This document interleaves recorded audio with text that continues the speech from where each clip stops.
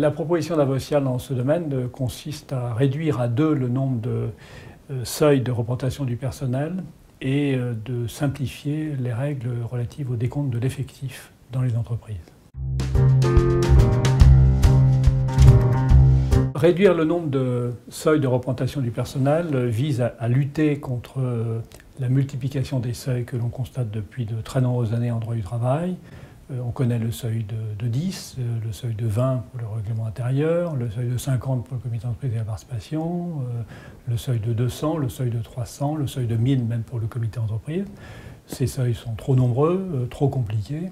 Et donc la proposition d'Avocial, c'est retenir à 2 seuils, le seuil de 100 et le seuil de 500, qui permettrait de simplifier considérablement la vie pratique des entreprises en la matière sans réduire la protection des salariés en ce domaine. On connaît les effets de seuil sur la politique d'embauche. Bon nombre d'entreprises, pour éviter le seuil de 10 des DI personnels ou le seuil de 50 de comité d'entreprise, limitent leur recrutement pour éviter d'avoir les contraintes de l'organisation d'une élection professionnelle dans l'entreprise. Par ailleurs, il y a d'autres entreprises dont le sport national est de contourner ces effets de seuil. Et dans ce cas-là, on a des montages qui consistent à multiplier le nombre de sociétés, nonobstant les liens très étroits entre différentes sociétés, dont le seul but est d'éviter soit le déclenchement des obligations vis-à-vis des institutions représentatives personnelles, soit vis-à-vis de la participation.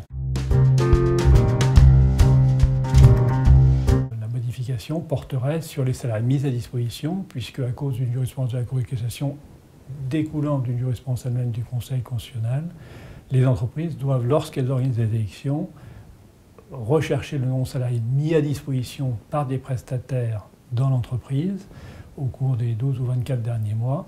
Et cette recherche des salariés mis à disposition rend les élections extrêmement compliquées, voire extrêmement dangereuses pour les entreprises.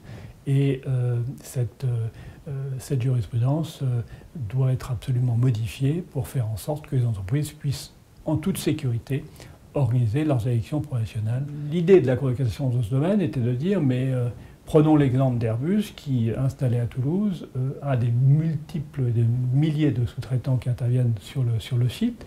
Et donc la notion d'entreprise n'a plus de valeur et il faut donc privilégier la notion de communauté de travail. Nous élevons contre cette référence puisque Airbus existe, il y a quelques grands sites qui existent sur le territoire français, mais il y a les millions d'entreprises qui n'ont pas effectivement ces milliers de prestataires qui interviennent dans leurs locaux et pour lesquels on ne comprend absolument pas cette jurisprudence.